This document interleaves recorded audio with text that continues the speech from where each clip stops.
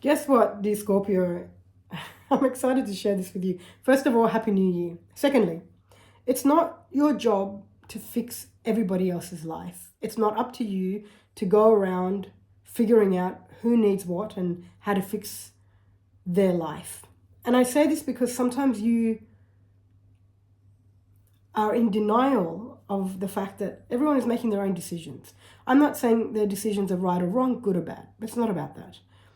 It's the fact that you forget that certain people that you think you need to fix their lives or do something for them, you're forgetting that that person could have made a different decision if they really wanted to. Maybe they could have made a decision that allowed them to be in a better position, so on and so forth.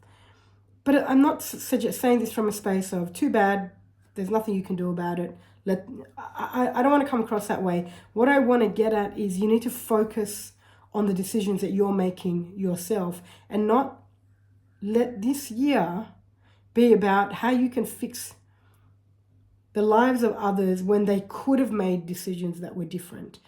Instead, allow each individual to learn whatever lesson that they need to learn. Where you feel drawn to supporting, that's very different to the fact that you have this idea that, well, it's up to you now to go around and see who needs what from you and help them make their decisions for them, or help them to try to change decisions that they made, and this is the repercussions of their decisions. I just don't feel that that's a useful way for you to spend your time.